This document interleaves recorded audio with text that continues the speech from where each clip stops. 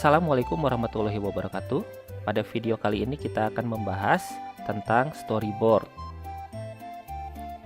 Kita mulai bahas terlebih dahulu tentang teori storyboard.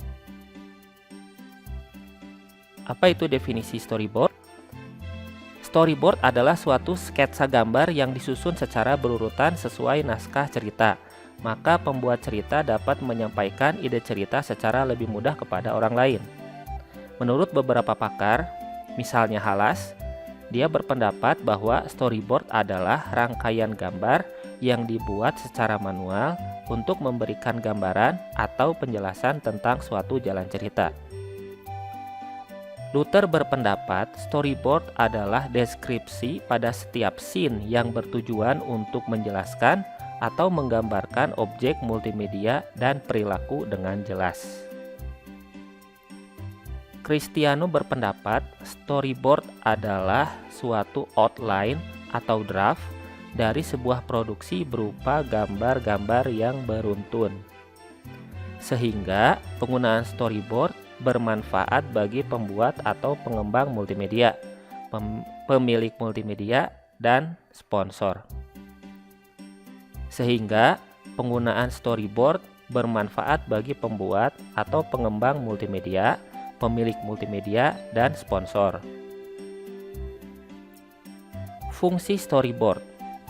Di dalam storyboard terdapat informasi penunjang seperti pesan, teks, penjelasan gambar, audio, dan lain-lain. Fungsi storyboard secara umum adalah memberikan penjelasan tentang alur cerita berdasarkan gambaran besar, mulai dari awal cerita, bagian tengah, hingga akhir cerita. Storyboard berfungsi sebagai media untuk perencanaan pembuatan video pendek atau film. Fungsi storyboard yang paling penting adalah untuk memudahkan dalam membuat dan memahami alur cerita. Nah, sekarang tujuan storyboard. Berikut adalah beberapa tujuan membuat storyboard. Yang pertama adalah untuk memudahkan dan mempercepat proses pembuatan film, baik itu film pendek maupun film berdurasi panjang. Lalu untuk memudahkan orang lain untuk memahami alur dan isi dari cerita yang ingin disampaikan, agar mempermudah pembuat film dalam memvisualisasikan idenya. Lalu membantu menjelaskan suatu alur narasi dari sebuah cerita. Dan terakhir adalah memandu tim yang terlibat dalam pembuatan film atau video, yaitu sutradara, aktor, dan kru, sehingga bekerja dengan maksimal. Nah, manfaat storyboard. Yang pertama adalah membantu proses pembuatan film menjadi lebih cepat. Lalu membantu memperlihatkan segi artistik sebuah video atau film pendek. Dan terakhir adalah membantu memberikan detail mengenai tata letak visual dari setiap adegan. Nah, sekarang penggunaan daripada storyboard. Storyboard untuk film, iklan, dan vlog. Jadi, intinya adalah yang namanya storyboard itu bukan hanya untuk film ya. Sebuah storyboard film pada dasarnya ialah semacam komik dari film atau beberapa bagian dari film yang diproduksi terlebih dahulu untuk membantu direktur film, sinematografer, dan televisi komersial, perikanan klien, memvisualisasikan adegan, dan menemukan masalah potensial sebelum syuting. Seringkali storyboard termasuk panah atau instruksi yang menunjukkan gerakan.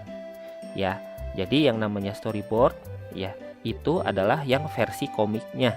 Ya, versi komiknya yaitu digambar secara manual ya, entah itu lewat kertas ataupun lewat komputer. Tapi intinya storyboard di film itu digambar.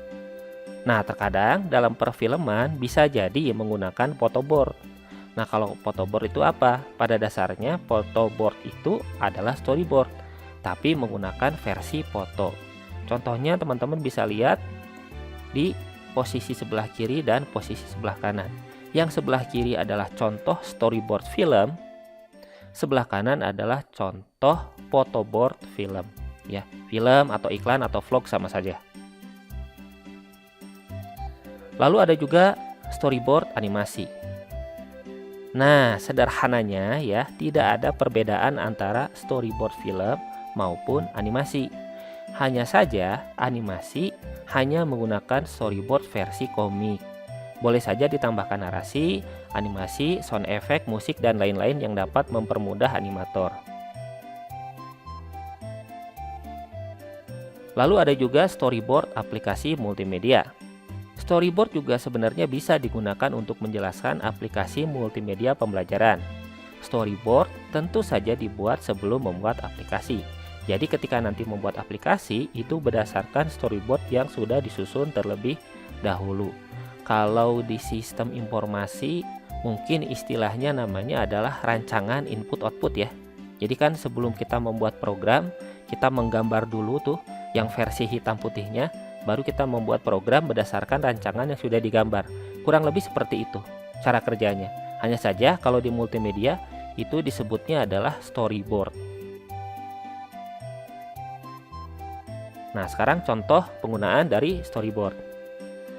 Nah, sebelumnya tadi sudah ditampilkan contoh storyboard dari film, iklan, vlog. Ya, jadi menggambar komik ya.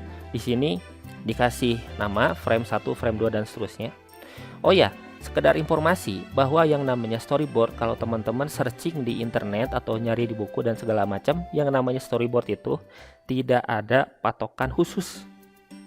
Membuat storyboard itu harus kayak gimana, nggak ada. Jadi storyboard itu bebas kita bentuknya mau seperti apa, terserah kita. Yang penting kita bisa baca, orang lain yang mengerjakan, yang terlibat di dalam proyek multimedia juga bisa baca. Kembali lagi di sini adalah contoh storyboard film, iklan, vlog ya. Jadi membuat komik. Di sini terlihat ya bahwa penggambarannya sangat bagus karena di sini ada pekerja profesional ya, yaitu storyboard artis kalau ini ya. Jadi dibuat oleh storyboard artis. Tentu saja pasti gambarnya bagus.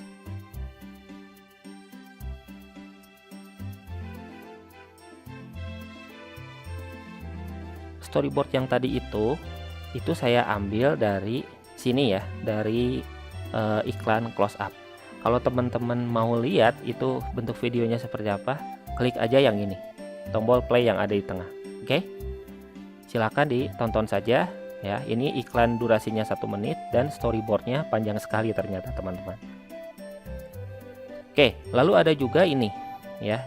Di sini juga tadi contoh storyboardnya sudah saya tampilkan di bagiannya animasi ya, bidang animasi. Di sini teman-teman juga tinggal play saja yang ini animasi dengan durasi 3 menit 25 detik dan di sini ada lagunya ya. Oleh sebab itu saya tidak bisa memasukkan di video YouTube karena pasti akan kena copyright ya, seperti itu. Teman-teman klik saja bagian ini, silahkan tonton sendiri dari channel resminya. Nah, sekarang template storyboard. Sebelumnya tadi saya sudah jelaskan bahwa yang namanya storyboard itu pada dasarnya tidak ada bentuk khusus. Jadi mau bentuknya kayak gimana terserah kita. Kita yang nentuin bentuknya, di situ isinya mau apa aja bebas. Yang penting kita ngerti, orang lain yang baca, yang terlibat dari proyek multimedia juga dia ngerti, seperti itu. Ya, ini contoh template daripada storyboard ya. Sebelah kiri di sini ada kotak, ada panel ya. Lalu di sini ada deskripsi. Ya, deskripsi. Kalau yang di sebelah kanan, panelnya di bagian kanan, deskripsinya di bagian kiri. Di sini ngasih tahu audio gitu ya.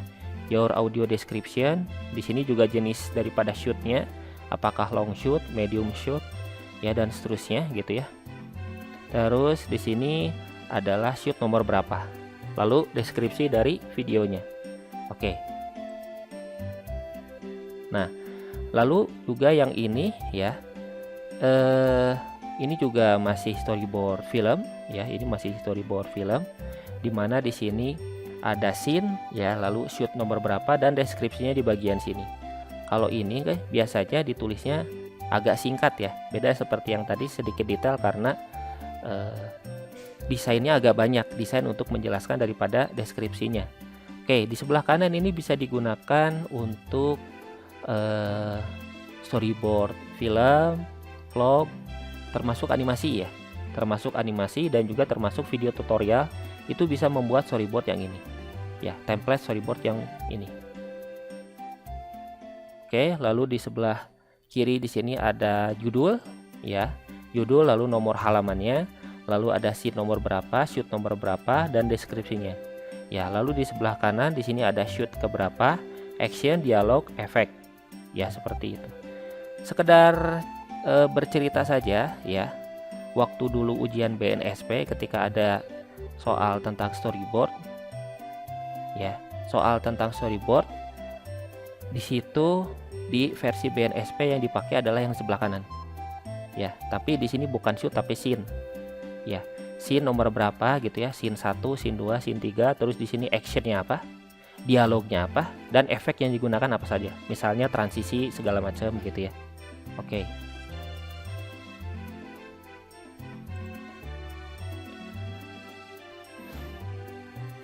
Oke, gitu saja untuk video kali ini.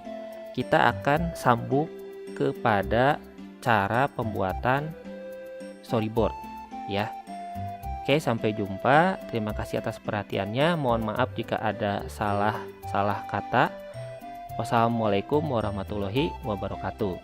Salam programmer dan salam pro gamer.